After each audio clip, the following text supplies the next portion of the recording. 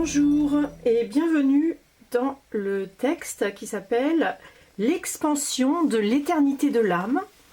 Donc c'est un texte qui a été dit le 14 mars 2005, donc 1-4-0-3-2-0-0-5. Et je commence tout de suite la lecture. Bonjour, le thème de l'atelier d'aujourd'hui est mon enseignement sur Dieu et plus particulièrement élargir l'éternité de l'âme ou l'expansion de l'éternité de l'âme.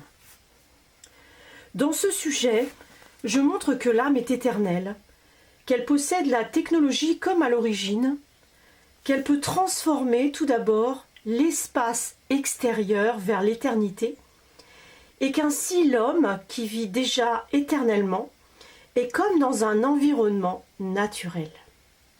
C'est-à-dire, si l'on considère par exemple un poisson qui nage dans l'eau, du point de vue de la dynamique du mouvement, alors ces systèmes internes sont en fait comparables à la réactivité avec l'environnement externe, c'est-à-dire la pression, la réaction de l'environnement externe, et ainsi de suite.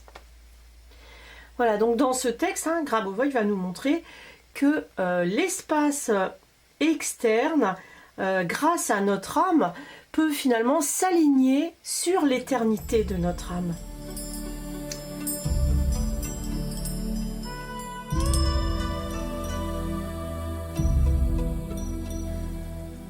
Exercice 1, le phénomène de transfert de la structure. Sur la base de cela, il est possible de dire que si nous avons un mouvement des muscles internes d'un poisson, par exemple, en faisant cette analogie avec la nature, ainsi ce mouvement provoque toute une série de réactions de l'environnement externe, c'est-à-dire l'accélération de la vitesse du mouvement du poisson, par exemple, les écailles du poisson d'une manière quelconque se plient, etc.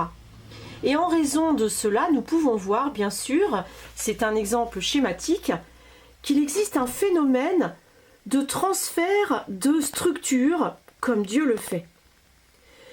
Dieu peut transférer la structure de contrôle des objets de même type dans la structure de la réalité intérieure, c'est-à-dire que n'importe quel objet de même type peut servir de début de la réalité fondamentale.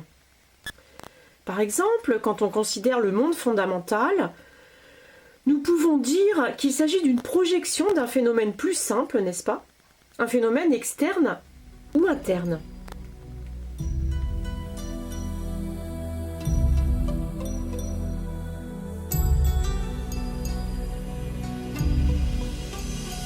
Exercice 2. L'âme éternelle peut être amenée dans l'environnement externe. Il s'avère qu'ici, l'état interne de l'âme éternelle peut être amené dans l'environnement externe, c'est-à-dire faire de la structure de l'espace externe un niveau éternel de gestion ou de développement. C'est-à-dire faire en sorte que l'âme, qui en fait, pour ainsi dire, se trouve à l'intérieur d'une personne, c'est souvent comme ça en tout cas qu'une personne peut percevoir son âme à l'intérieur de son corps physique humain. Et donc nous pouvons faire en sorte que cette âme donc soit pratiquement la même à l'extérieur du corps physique également. Car après tout, l'âme est éternelle de toute façon. Du point de vue de l'éternité, cela ne fait aucune différence pour l'âme où elle se trouve. Qu'elle soit à l'intérieur du corps ou à l'extérieur, pour l'auto-perception de l'âme, cela n'a aucune importance. Dans ce cas, il s'avère que dès que l'âme prend conscience de la réalité entière, qui est pratiquement du même niveau d'information qu'elle, car l'âme est comme un cristal d'éternité, n'est-ce pas? L'élément d'un tel substrat d'éternité est ici. Et c'est l'âme elle-même. Or, l'espace extérieur est également éternel. C'est là que le corps commence à percevoir l'espace extérieur comme un environnement éternel. Tout comme le corps perçoit l'âme comme un environnement éternel, mais en termes de dynamique de l'âme et de Dieu. C'est-à-dire que l'âme interagit avec Dieu et alors elle est perçue comme éternelle en tant que personnalité. Il se trouve qu'une personnalité, c'est-à-dire une personne complète, corps physique, conscience, âme, donc une personnalité perçoit l'âme comme un élément personnel par principe aussi lorsqu'elle interagit avec Dieu.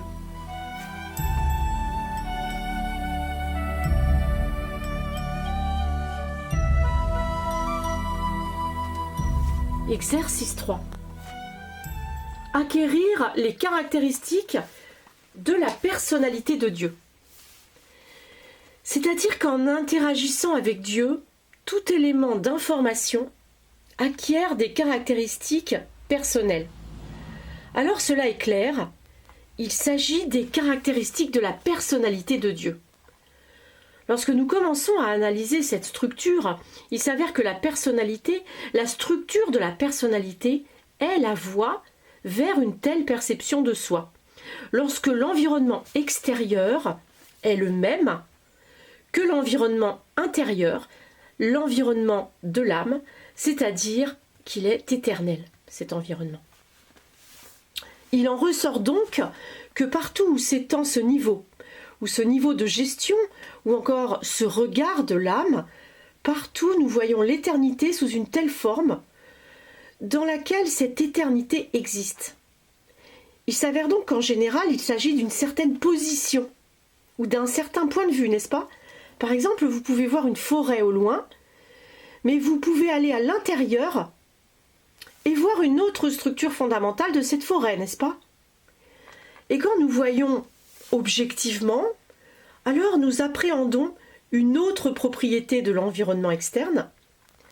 Nous pouvons regarder l'horizon, par exemple, ou bien nous pouvons penser que l'horizon est éternel, ou encore nous pouvons voir certaines valeurs finies.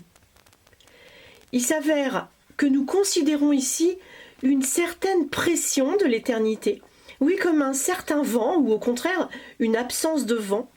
Cela dépend de la façon dont on le perçoit, et c'est exactement la structure de l'information, car l'éternité est le support de cette structure. Lorsque nous commençons à visualiser cet environnement, le moment le plus important est de voir la différence entre notre âme, votre âme, et l'amas extérieur d'éternité, qui est perçu comme une grande masse éternelle et assez solide d'informations.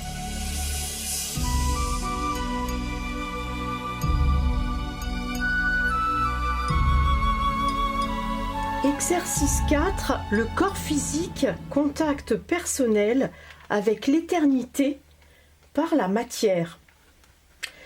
Quand vous commencez à voir la différence, donc on parlait de la différence entre notre âme et l'amas extérieur d'éternité, donc quand nous commençons à voir la différence, alors notre corps physique est le diviseur, il est la différence. Quand vous commencez à regarder la structure de l'information de cette façon, il s'avère que les systèmes projectifs, comme s'ils venaient du monde entier, tous les systèmes de contrôle externe, disons que nous avons le monde extérieur entier comme information, c'est une sorte d'optique, n'est-ce pas, qui brille simultanément de tous les côtés. Cette projection est la structure personnelle de la luminosité. Le monde extérieur et votre personnalité sont quelque part dans un énorme réseau d'informations et il s'avère que le contrôle personnel à ce niveau, c'est le corps physique tout d'abord, c'est-à-dire le niveau d'information donné par le corps. Ainsi, par exemple, dans une telle masse d'informations, il y a bien sûr des forces en présence qui permettent de normaliser la situation.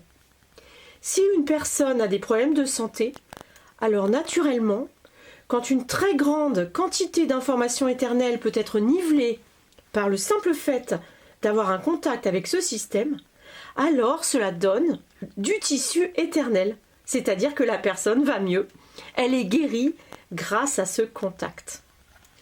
Voilà, donc ça c'est vraiment le principe même de cette technologie de l'expansion de l'éternité, c'est-à-dire prendre conscience de cette masse d'éternité dans le monde extérieur, c'est-à-dire plus vous comprenez que le monde extérieur représente l'éternité et la matérialisation de l'éternité, c'est-à-dire le monde extérieur est la preuve finalement que l'éternité se trouve partout, et quand on a vraiment intégré cette infinité de la masse d'informations éternelles autour de nous, eh bien c'est une technologie pour guérir.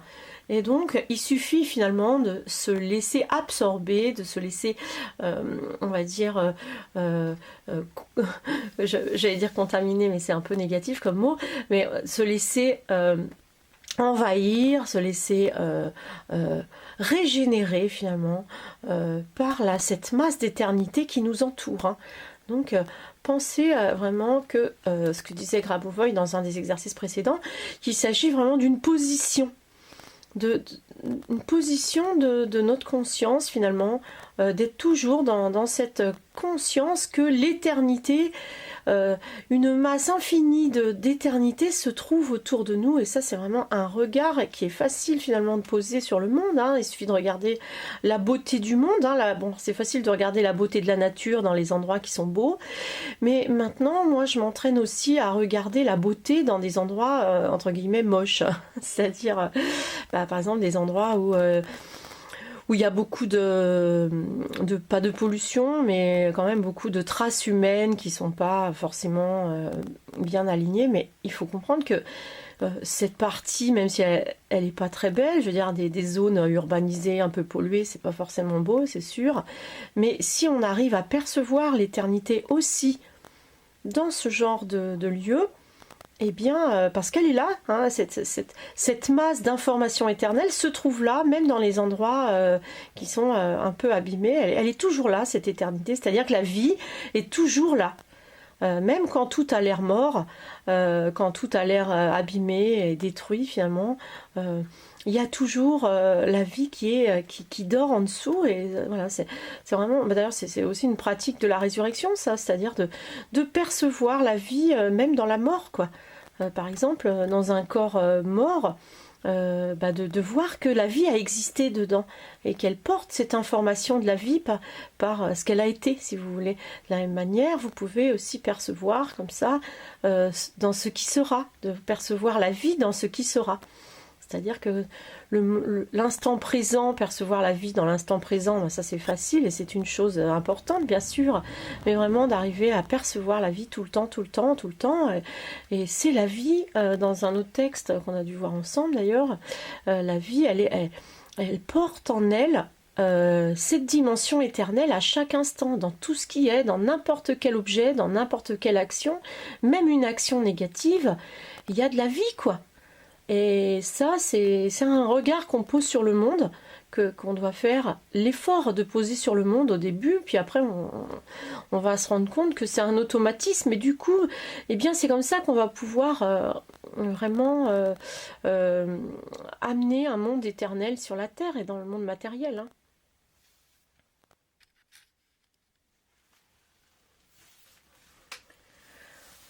Alors, sur ces mots, eh bien, le soleil, pendant que je tournais la vidéo, le soleil est apparu au moment où j'étais en train de parler de percevoir l'éternité, hein, c'est-à-dire percevoir la lumière même quand tout est gris. Là, il se crée finalement de la vie éternelle. Et donc, voilà, du coup, j'ai choisi maintenant de changer la prise de vue, et après le ciel, nous descendons donc sur la terre. Et vous allez sûrement voir des petits oiseaux, je ne sais pas si vous les voyez, qui sont dans les arbres juste en face. Et je continue le texte.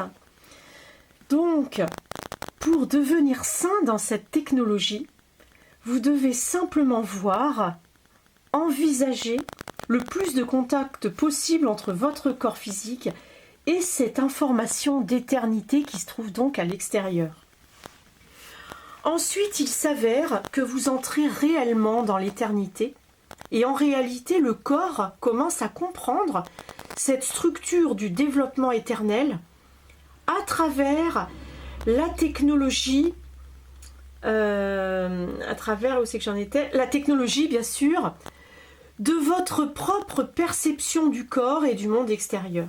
Donc je vous répète la phrase. Vous entrez réellement dans l'éternité et en réalité le corps commence à comprendre la structure du développement éternel à travers la technologie de votre propre perception à la fois du corps et du monde extérieur.